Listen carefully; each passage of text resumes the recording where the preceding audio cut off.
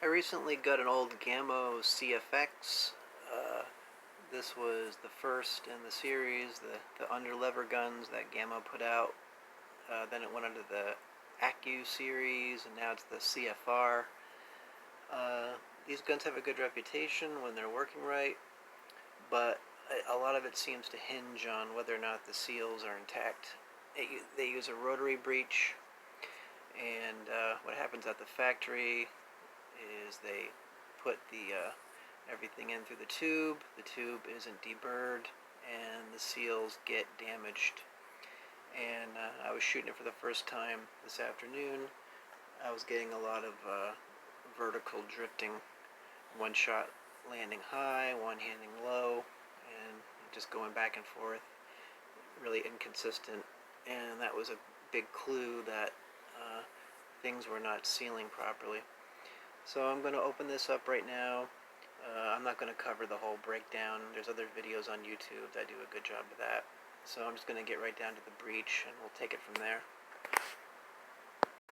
So my seal was chewed up as expected from putting it in and taking it out.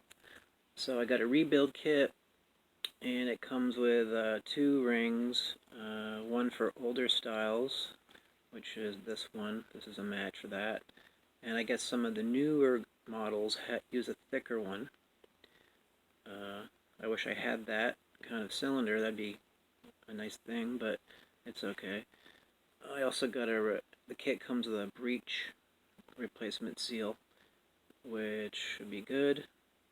So, and here's the way it looks when it's pressed in. There's just a little bit coming off the top here to make the seal. There's your outer seal, and you'll notice that on the edge here I've actually filed around to round off that edge. The Air Gunner's Edge videos, or somebody talked about how that edge can start to dig into your tube and create a problem. So I just went ahead and did that, just rounded off that edge, and hopefully that'll get the job done.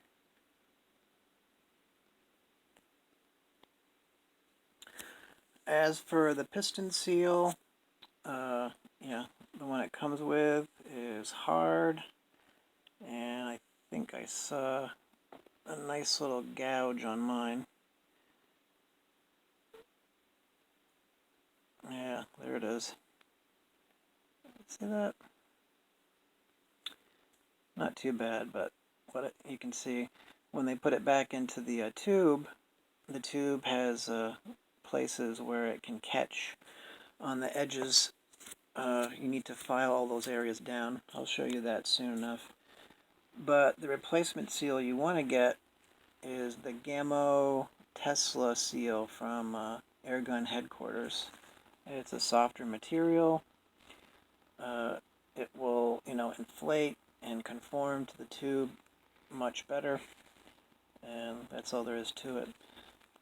And the grease that comes with the gun, clean that all off as best you can. That stuff is just foul. And just use like a moly paste if you can. Even some kind of, multi-duty grease from Walmart would be better than what they give you. So, before you put in your new sealed breech cylinder assembly and piston seal, you want to go along every point that the seals will travel through on their way into the tube. And that means everything, because inside there are sharp edges. And don't forget the pinholes and the scope stop hole, all of those things. You can see some of the scratching there from the tools I was using. A lot of it I just used a rotary tool with a diamond tipped head, and I would just go try to catch all those inside edges. And especially, you don't want to forget the corners. all those type of areas. You want it to be nice and smooth for anything going through.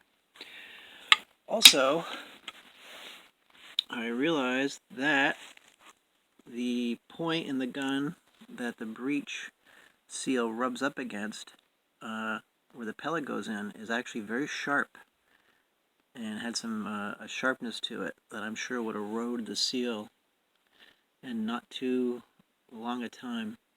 So my solution was to get a 12-inch drill extension thing, and I put on the end of it a stone grinder head that was the appropriate size, and I feed it through the tube here,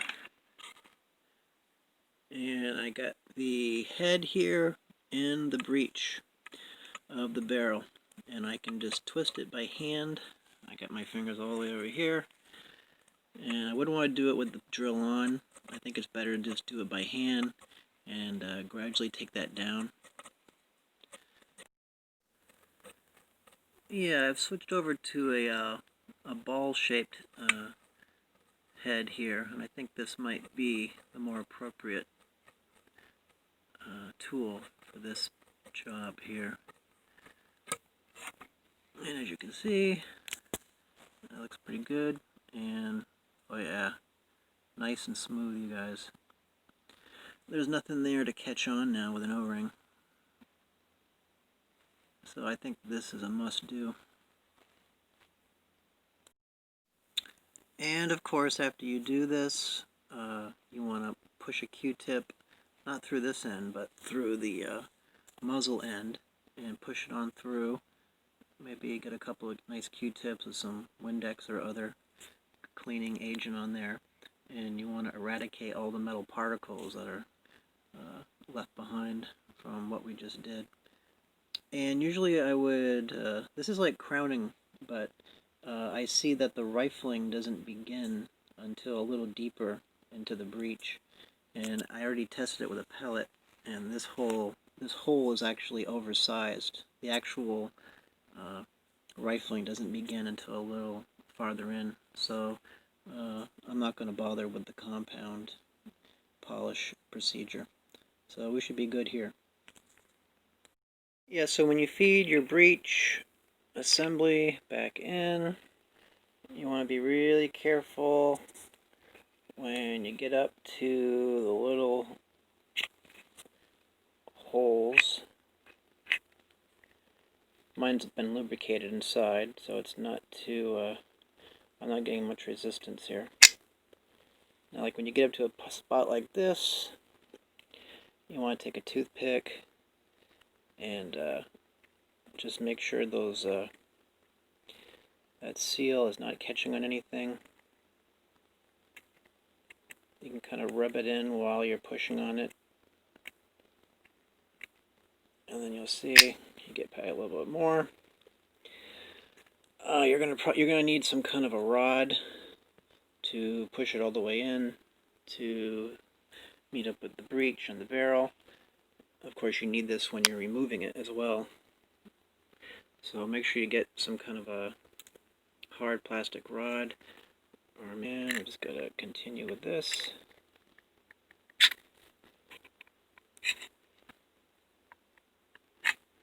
And of course, all of this has been deburred ahead of time. This is probably an area that can be a problem.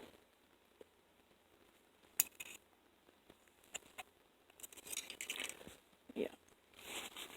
You can see how that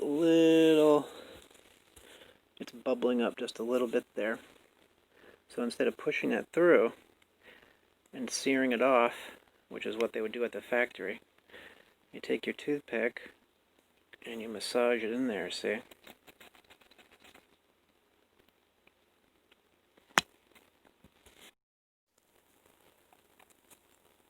And then we can proceed.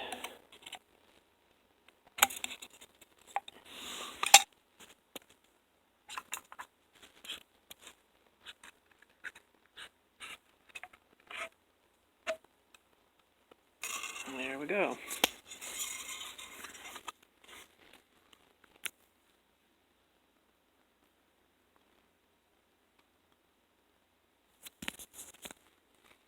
Yep. I wasn't a fan of the plastic thumb slider that the gun comes with, so I got a 1/4 inch thumb screw, and I filed it down square to fit into the channel here. And when you're going to do your final assembly, you can just wrap tape around this, and then it'll fit in there snug. And what you will see is you can slide it open and close a lot easier.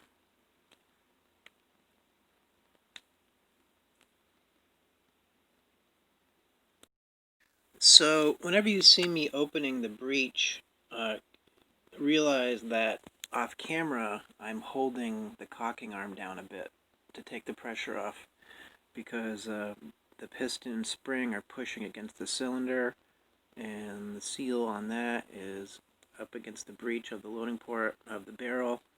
And if you try pushing it open right now with the cocking arm resting, that would be a really bad idea.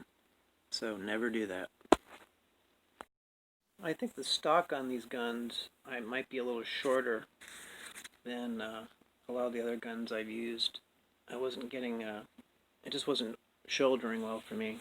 So I put in some longer screws with these nuts just to experiment with the clearance and see what, how that would work out. And this is actually feeling a lot better. Just having a better relationship with the scope and everything like that. I'll make a proper wooden spacer later on. Also, this is hollow, so I stuffed it with rags, and that helped take out the kind of hollow sound and feel to it. So with our gun back together, a test that you can do to see that everything is sealing is to take the muzzle off and expose your barrel. You can put your finger over the tip here and cock your cocking arm back just a bit, and you can feel and hear that suction. And if you put your finger over it and with the cocking arm and push it forward, you can get that air to push out.